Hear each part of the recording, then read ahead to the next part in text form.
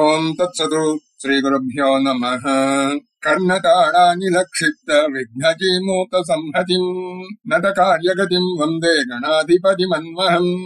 మత్తం యద్యపి సంపది ప్రశిథిలాహం కారిణం శ్యాపది హిత్వా మూర్ధజ సంచయం తు శరణం గచ్చంతముద్యద్దయః.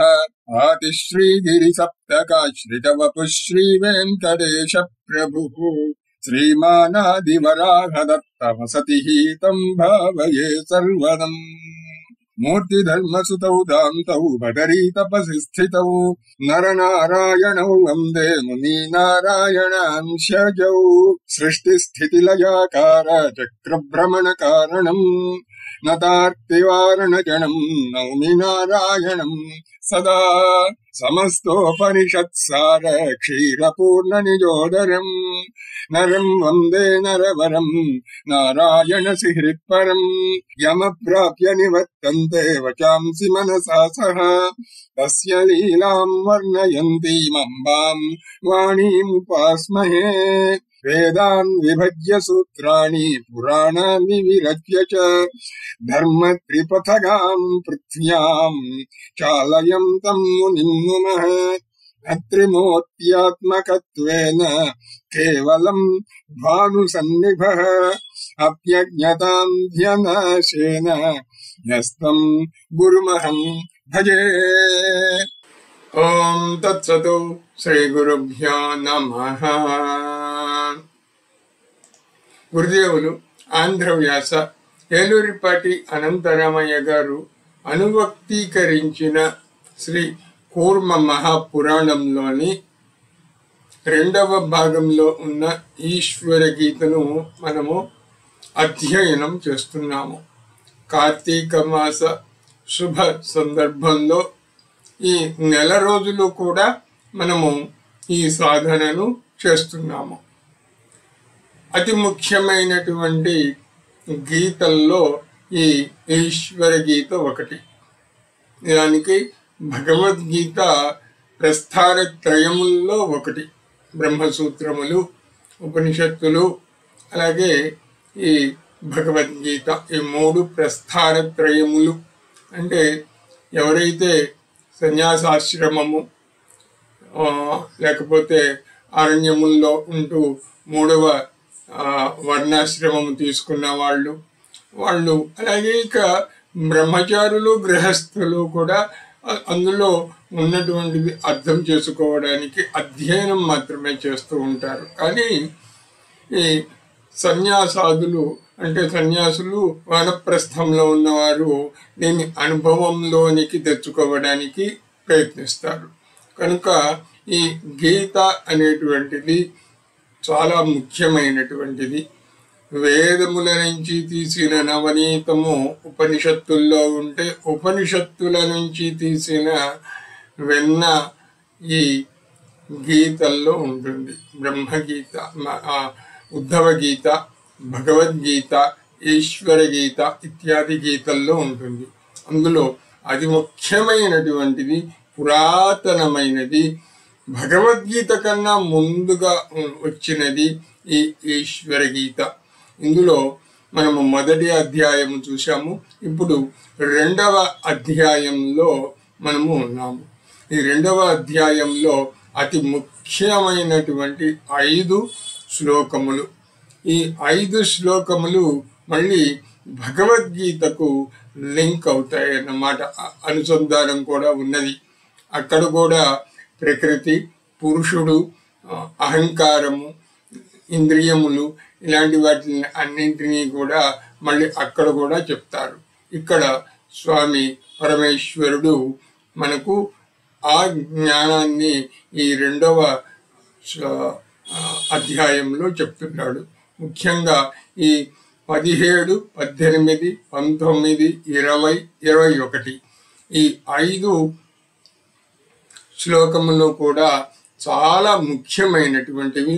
పురుషుడు అంటే ఎవరు, మా ప్రకృతి అంటే ఏమిటి, మనము ఎందువల్ల ఎలా ఈ సంసార లంపటంలో చిక్కుకొని పోతాము, ఎలా కర్మలు మనల్ని బంధించి వేస్తాయి అనేటువంటి పతనములు మనకు ఈ 5 శ్లోకముల్లో ఆ పరమేశ్వరుడు మనకు చెప్తున్నాడు. నిత్యోదిత స్వయం జ్యోతి సర్వగః పురుషః పరః అహంకారా వివేకేన కర్తాః మితి మన్యతే అని స్వామి చెప్తున్నాడు.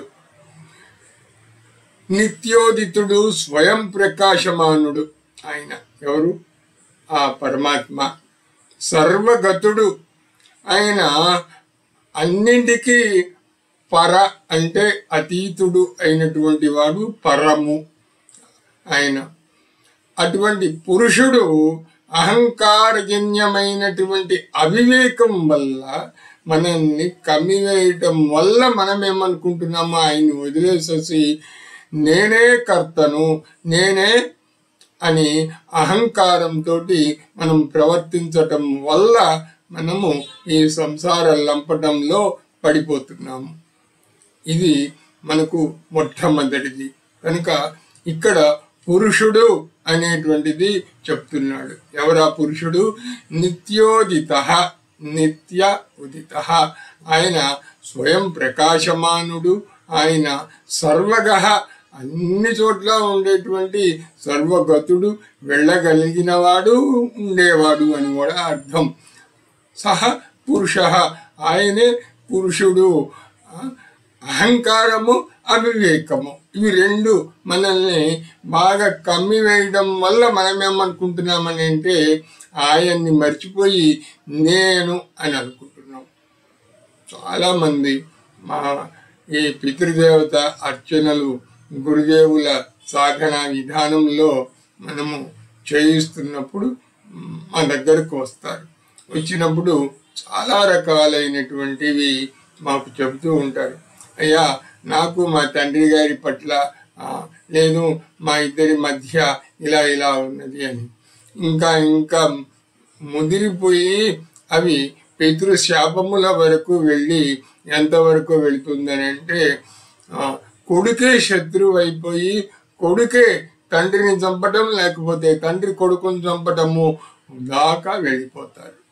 ఇది ఏంటంటే మానవ పతనానికి ఇంకా చరమాంకము అన్నమాట. ఇంత స్థితికి మనం ఎలా వెళుతున్నాము అని అంటే ఇదిగో ఈ శ్లోకంలో ఉన్నది. ఒక్క చిన్న జ్ఞానం ఏంటంటే నేను తండ్రి నుంచి వచ్చాను, తండ్రి వేరు, నేను వేరు కాదు. నాలో ఉన్నటువంటి ప్రతి కణం కూడా తండ్రి నుంచే వచ్చినది, తండ్రితోనే నిండి ఉన్నది అని భావించి మనము ఆ ఆత్మజ్ఞానం గనుక పొందితే ఇంకా ఇంకో ఈ 17వ శ్లోకంలో చెప్పినట్టుగా మనకు పవిత్రమైనటువంటి హృదయము, ప్రశాంతమైనటువంటి హృదయము మనకు లభిస్తుంది. అది గనక లేదు, అది అంటే ఏంటి?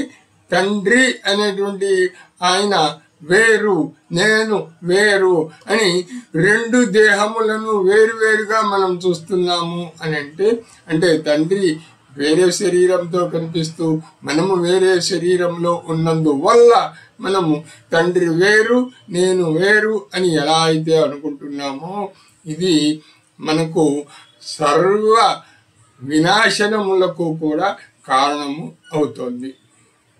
కనుక తండ్రి వేరు, నేను వేరు కాదు అనేటువంటి ఆత్మజ్ఞానం ఫస్ట్ మనకు కలగాల్సింది. బ్రహ్మ విద్య సాధన చేయాలి అని అంటే మనము తండ్రి నుంచి వచ్చాము, మనం తండ్రికి భిన్నమైనటువంటి వారేమో కాదు అనేటువంటి జ్ఞానం ముందు సూత్రప్రాయంగా, బీజప్రాయంగా మొట్టమొదటగా మనకు కనుక వస్తే అది మనకు తరువాత అది మొక్కలాగా వచ్చి మొక్క మాను కట్టి చెట్టు అయ్యి ఊడలు వచ్చి మనకు ఎలా విస్తృతమైనటువంటి మహావృక్షంగా అది ఒక బీజము తయారవుతుందో అలా ఈ బ్రహ్మ జ్ఞానం కూడా మనకు కలగాలి అని అంటే ఇదిగో ఈ విధంగా కలుగుతుంది. కనుక నిత్యోదితుడు, స్వయం ప్రకాశమానుడు, సర్వగతుడు, అన్నింటికీ పరమైనటువంటి వాడు ఆ పురుషుడు. ఆ పురుషుడు అనేటువంటిది మనము అహంకారము, అవివేకం వల్ల తెలుసుకోకుండా నేనే కర్తను, నేనే భక్తను, నేనే నేనే నేనే అని అనుకుంటూ ఉన్నందువల్ల మనకు మొట్టమొదటి ఘాతము కలుగుతూ ఉన్నది. చూడండి, మీరు కావాలి అని అంటే కనుక మీరు చిన్న చిన్నవి, చాలా చిన్నవి మనకు వస్తూ ఉంటాయి. ఎంత ఎంత పెద్ద పెద్ద వాటికి వెళ్ళిపోయి, హత్యల వరకు వెళ్ళిపోయి, ఆత్మహత్యల వరకు వెళ్ళిపోయి, గరుడ పురాణంలో చెప్పినట్లుగా తండ్రి కొడుకుల మధ్య ఇక ముఖాలు చూసుకునేటువంటి స్థితి లేకుండా పోయి ఇంతవరకు కలుగుతుంది అని అంటే ఇదే కారణం. ఇక్కడ చాలా ట్రిక్కీ సిచ్యువేషన్ ఏంటనంటే, అటు తండ్రి ఇటు కొడుకు ఇద్దరు కూడా ఇదే విధమైనటువంటి మాయలో ఉంటారు. కనుక ఈ ఇద్దరిలో ఎవరికి ఆత్మజ్ఞానం ఉన్నా రెండో వారి దగ్గర నుంచి మరి మనకు ఈ ప్రశాంతత అనేటువంటిది లభిస్తుంది. కనుక ఈ బ్రహ్మ విద్య పరంపర అనేటువంటిది మీకుంటే మీ కుమారునికి ఇవ్వగలుగుతారు. మీకు లేకపోతే మీరు ఈ లంపటంలో చిక్కుకొని పోయి, నేను వేరు, నా కుమారుడు వేరు, నా కుమారుడు శత్రువు, అదిగో ఫలానా వాడితోటి మాట్లాడుతున్నాడు, వీడు కూడా వాడితోటి చేరిపోయాడు, వాడి శత్రువు అని చెప్పని అనుకోవడం వల్ల ఏమవుతుంది అని అంటే పితృదోషములు ఇత్యాదులు అన్నీ కలిగి. ఎందుకని? ఇదిగో ఇదే కారణం. అస్థి భాతి అనేటువంటి ఆత్మతత్వం మనలో ఎప్పుడైతే పోతుందో మనకి ఏమవుతుంది? నాస్తికత్వం వస్తుంది. కనుకనే ఎవరైతే పితృదేవత అర్చనలను వదిలిపెడతారో వాళ్ళు నాస్తికులైపోతారు, నాశనం అయిపోతారని గరుడ పురాణం స్పష్టంగా చెప్తుంది. ఎందుకు అని చెప్పాలంటే ఇదే కారణం.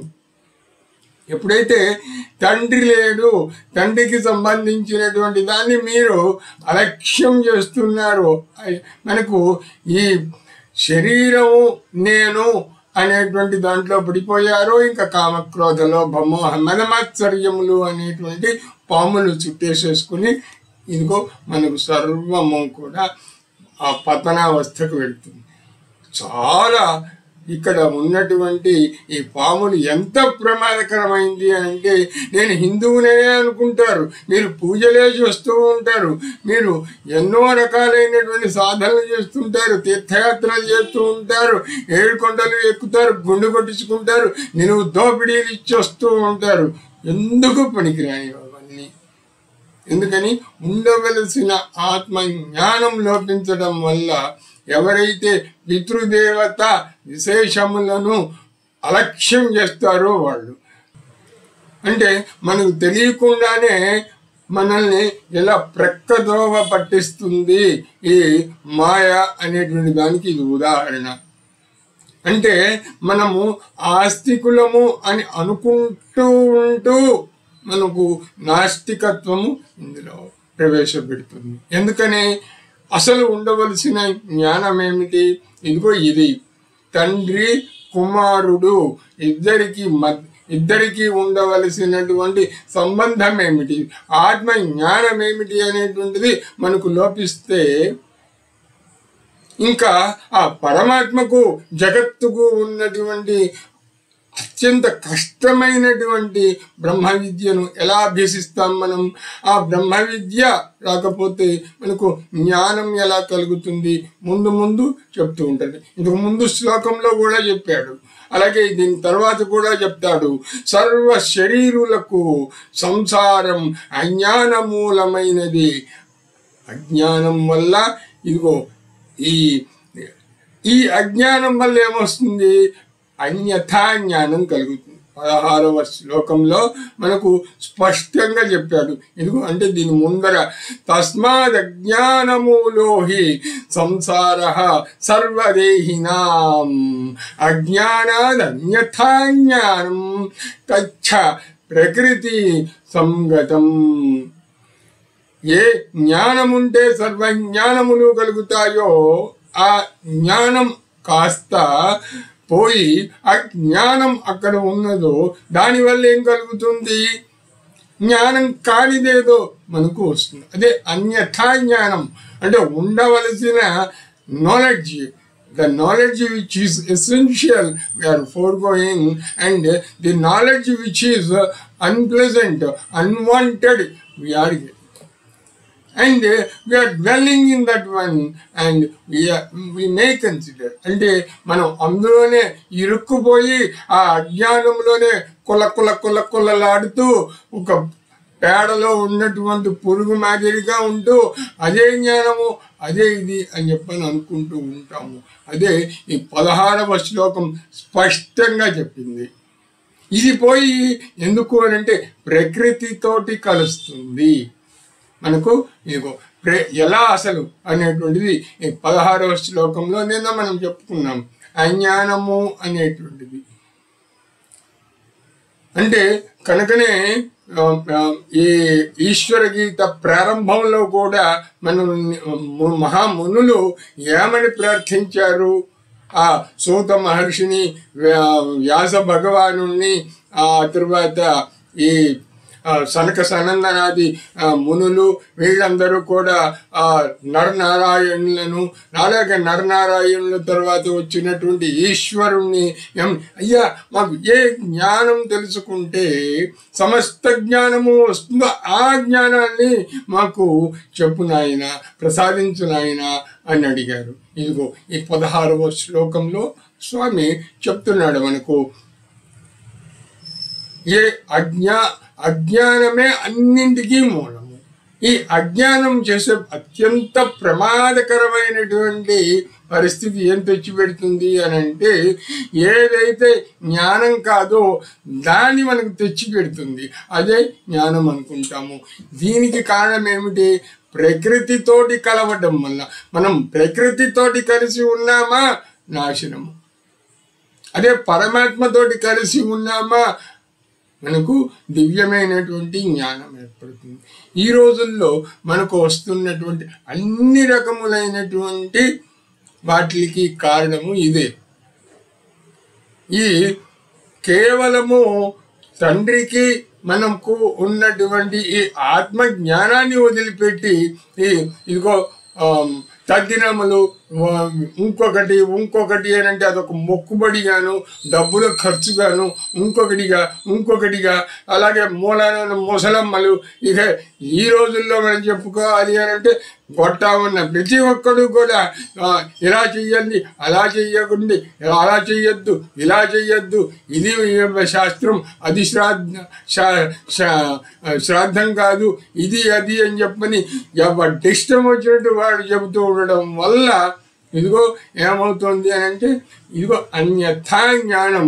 ఈ అన్యథా జ్ఞానం వాడికి పట్టింది కాబట్టి నీకు రుద్దుతున్నాడు కాబట్టి నువ్వు వాడి ఇద్దరు కూడా పోతున్నారు. మరి దీని నుంచి బయటపడాలి అని అంటే ఏం చేయాలి? ఆ పరమేశ్వరుణ్ణి మనము ఈశ్వర గీతలో అసలు ఏమిటి అనేటువంటి ఈ తండ్రి కుమారుడు పితృదేవతలు పితృయోగ సాధన అనేటువంటిది ఏమిటి అనేటువంటిది మనం తెలుసుకుంటే బ్రహ్మ విద్య అనేటువంటిది అంటే జ్ఞానం, నాలెడ్జ్. మనం ఎప్పుడైతే నాలెడ్జ్ని మనం తెచ్చుకున్నామో, జ్ఞానాన్ని తెచ్చుకున్నామో, ఆ జ్ఞానాన్ని స్థిరపరచుకున్నాము, మనకి ఏమవుతుంది?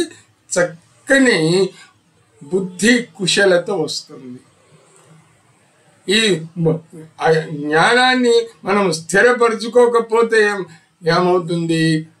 అది కాస్త చంచలమైపోయి వేరే జ్ఞానం వచ్చి అక్కడ కూర్చుంటుంది, అజ్ఞానం వచ్చి కూర్చుంటుంది. అన్యథా జ్ఞానం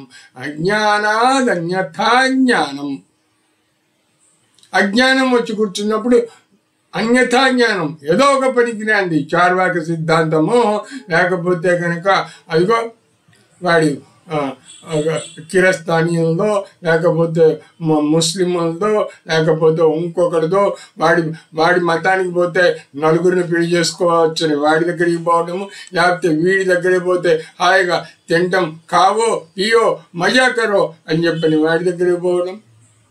అలా ఈ చార్వాక మతములు ఇంకో మతముల్లోకి పోయి నాశనం అవుతాం. నిజానికి ఏ మతంలోనైనా ఉన్నటువంటిది ఈ పితృదేవత అర్చన, అక్కడ కూడా మీకు ఉన్నది అదే. కానీ అక్కడికి వెళ్ళినా కూడా మీకు ఏమవుతుందనంటే ఇదిగో ఈ అజ్ఞానం పొర కమ్మేయడం వల్ల మీరు ఏ మతంలోనికి వెళ్ళినా సరే ఈ అజ్ఞానం పొర కమ్మేయడం వల్ల మీకు మళ్ళీ కనుక ఉన్న చోటే ఉండి ఆ పరమాత్మ తత్వాన్ని అత్యంత తేలికైనటువంటి ఈ బ్రహ్మ విద్యను పితృదేవత అర్చన ద్వారా తండ్రి ఎవరు నేను ఎవరు ఇవి రెండూ తెలుసుకుంటే చాలు, ఇంక ఏం అవసరం లేదు, ఇది కనుక తెలుసుకోండి అని చెప్తూ ఉన్నటువంటిది. కనుక ఇక్కడ మనకు ముఖ్యమైనటువంటిది ఏంటి, ఎప్పుడైతే మనం తెలుసుకోవలసిన జ్ఞానాన్ని తెలుసుకోలేదో అన్యథా జ్ఞానం, అనవసరమైన జ్ఞానం వచ్చి మనలో కూర్చుని ఇది పోయి ప్రకృతితోటి కలిసి, ప్రకృతి అంటే ఏమిటి, ఈ మాయా స్వరూపమైనటువంటి ఈ జగత్తుకు సంబంధించినటువంటిది, దీంట్లోకి మనం వెళ్ళిపోవడం వల్ల ఏమవుతుంది, మనకు ఇదిగో ఈ అవివేకం అహంకారము వస్తుంది, పరమ పురుషుణ్ణి మనము చూడలేకపోతున్నాము. ఇది మనకు 17వ శ్లోకంలో చెప్తోంది. ఇక పశ్యంతి ఋషయో అవ్యక్తం, పశ్యంతి ఋషయ అవ్యక్తం నిత్యం సదాత్మకం. పరమేశ్వరుణ్ణి ఆ మహర్షులు ఎవరైతే నిత్యము, ఆయన ఎవడు నిత్యము, నిత్యము అనేది ఏంటి, నిన్న ఇవాళ రేపు ఉండేటువంటిది అన్నమాట. అలాగే సత్ అసత్తు ఇవి రెండు, ఇవి మనకు ఎవరికైతే మనస్సులో స్థిరంగా ఉంటాయో ఏది నిత్యమైనది ఏది అనిత్యమైనది అనేటువంటిది, ఏది అవ్యక్తము అవ్యక్త స్వరూపుడైనటువంటి ఆ పరమాత్మ, ప్రధానం ప్రకృతిం బుద్ధ్వా కారణం బ్రహ్మవాదినః. ఈ బ్రహ్మవాదులు పరమేశ్వరుని తత్వంతో తమ తండ్రిని వారు ఆలంబనగా చేసుకుని పరబ్రహ్మ విద్యను వారు అభ్యసించి వారు ఉన్న వాళ్లకు జ్ఞానం ఎందుకని స్థిరంగా ఉంటుంది అని అంటే వాళ్ళు కనుక్కున్నారు, వాళ్ళు చూశారు. ఏం చూశారు, ఏది మనకు నిత్యమైనది, ఆ అవ్యక్త స్వరూపమైనటువంటి పురుషుడు ఎవరు అనేటువంటిది, కారణం ఎవరు, ప్రకృతి మనల్ని బంధిస్తోంది, ఈ బంధించడానికి కారణము ఎవరు అనేటువంటిది, కారణ స్వరూపుడు ఎవరు. ఇక్కడ అలాగే భగవత్పాదుల వారు మనకు జగద్గురువుల వారు ప్రసాదించినటువంటి అద్వైత మతంలో కూడా ఈ కార్యకారణ సంబంధం మనం తెలుసుకోవాలి. ఈ కార్యకారణ సంబంధము కొంచెము పెద్దది కనుక మనం మరొకసారి తెలుసుకుందాం. అయితే ఇక్కడ ఈ మహర్షులు వాళ్ళందరూ కూడా కార్యము ఏమిటి కారణము ఏమిటి అనేటువంటిది తెలుసుకుంటారు. కారణము ఆ పరమాత్మ అని తెలుసుకుని ఆ పరమాత్మ పట్ల అందరూ కూడా ఆ యోగంలో నిలిచి ఆయన్ని నిలుపుకోవడానికి ప్రయత్నించి చూస్తూ ఉంటారు, ఆయన్ని ఆత్మ దర్శనము చేస్తూ ఉంటారు.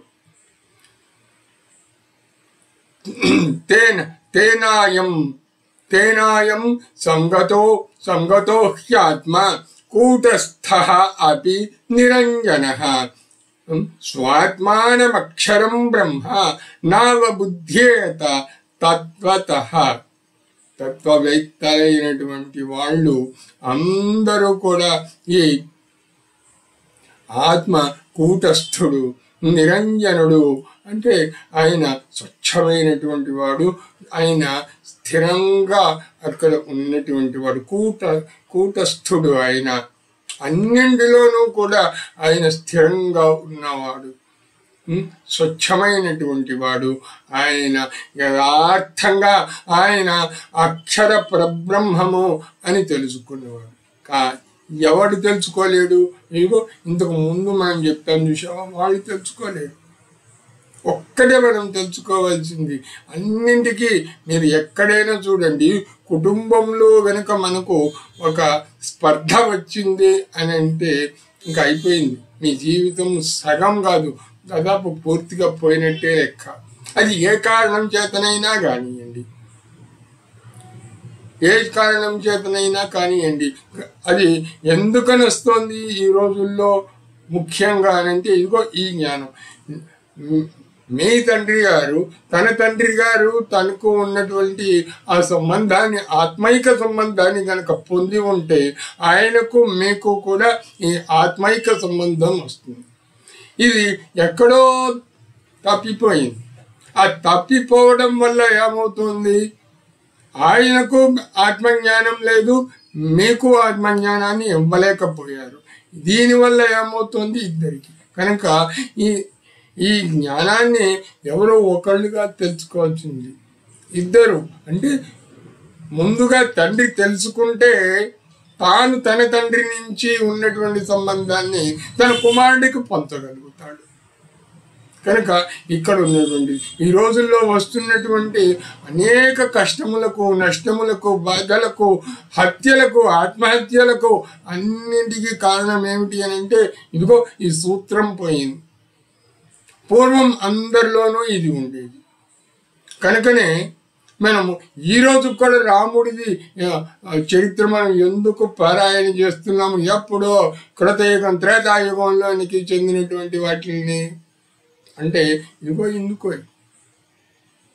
మహారాజు రాత్రికి రాత్రి అంతఃపుర రాజకీయాల వల్ల పొద్దున్న లేస్తే నెత్తిన కిరీటం పెట్టుకొని మహారాజుగా ఉండాల్సిన వాడు రాత్రికి రాత్రి అంతఃపుర రాజకీయాల వల్ల ఆయన ఇదిగో నార చీరలు కట్టుకుని అరణ్యాలకు వెళ్ళిపోవాల్సి వచ్చింది. అయినా నా తండ్రి ఇచ్చిన మాట, నేను ఇచ్చిన మాట ఒకటే, ఆయనే నేను, నేనే ఆయన అని అనుకోబట్టి చెప్పినవాడు కనుక రాముడిని మనం ఈరోజు కూడా మనము ఇది మనకు కావలసినటువంటిది. కానీ ఏమైంది? ఎక్కడో లోపం జరిగింది. ఈ పరాత్పరుడు అయినటువంటి ఈ పితృదేవత వ్యవస్థను మనము సరిగ్గా అర్థం చేసుకోకపోవడం, సాధన చేయకపోవడము వల్ల, దాన్ని వదిలివేయడం వల్ల మీరు చూడండి ఎక్కడైనా సరే ఇదిగో ఇదే కారణం. కనుక ఈ పరమాత్మతత్వమైనటువంటి దాన్ని మనము తెలుసుకోవాలి అని అన్నా కూడా ఈ పితృదేవత అర్చన ద్వారా అత్యంత తేలిగ్గా మనకు వస్తుంది. చూడండి మీరు, ఇది అత్యంత సులువైన మార్గము. ఈ అత్యంత సులువైన మార్గంలో మీకు ఎంత రెండు శరీరాలతో ఉన్నాము కనుక తండ్రి వేరు నేను వేరు అని అనుకోవడం వల్ల మనకు ఈ విధమైనటువంటి కష్ట నష్టములు వస్తున్నాయి. తండ్రే నేను, నేనే తండ్రి అరే సాధనను మీరు చెయ్యండి అని అంటే మీరు ఈరోజు మొదలుపెట్టినా సరే మీకు ఉన్నటువంటి అన్ని కష్టములు, అన్ని నష్టములు అన్నీ దూరం అయిపోతాయి. నిజమే. మరి తండ్రికి ఉన్నదా లేదా ఆయనకు తెలుసో తెలీదా, ఆయన వదిలిపెట్టిస్తాయి. మీ వరకు మీరు ఆత్మజ్ఞానం కనుక పొందగలిగితే, ఎందుకని అక్కడ హిరణ్యకశిపుడు, ప్రహ్లాదుడు ఇత్యాదులు ఇవన్నీ ఎందుకు చెప్తున్నారు మనకు అని చెప్పానంటే ఇదిగో ఇది అవి మీరు కాదు నిర్ణయించాల్సింది. తండ్రి విషయం మీరు కాదు, మీరు తండ్రి పట్ల ఎలా ఉండాలి, మీరు చేయవలసిన సాధన గురించే ఇక్కడ చెప్తున్నాం. ఇక్కడ మనం తెలుసుకోవాల్సింది తండ్రికి ఉందా లేదా, ఇంకొకటే అనేటువంటి దాంతో మనకు నిమిత్తం లేదు. మీరు తెచ్చుకోండి. కనుక ఇక్కడ ఉన్నటువంటిది ఈ 16, 17, 18, 19 వరకు మనకు చెప్తున్నటువంటి ఇవి. మిగిలినవి మనము గురుదేవుల అనుగ్రహంతో ఆంధ్రవ్యాస ఏలూరిపాటి అనంతరామయ్య గురుదేవులు మనకు అందించినటువంటి ఈ దివ్యమైనటువంటి జ్ఞానాన్ని మనము ఈ కార్తీక మాసంలో ఇంకా సరిగ్గా సగం అయిపోయింది. మనకు పౌర్ణమి రావడంతో ఇంకా ఒక్కొక్క రోజు గడుస్తున్న కొద్దీ కార్తీక మాసము మనకు మళ్ళీ వచ్చే సంవత్సరం దాకా వాయిదా పట్టడానికి సిద్ధమవుతోందన్నమాట. కనుక ఈ కార్తీక మాసంలో ఈ దివ్యమైనటువంటి జ్ఞానాన్ని పొందడానికి మనము ప్రయత్నిస్తూ రేపు కూడా ఇదే జ్ఞానాన్ని పొందమని గురుదేవుని ప్రార్థిద్దాము. ఓం తత్సతు. పరమేశ్వరార్పణమస్తు.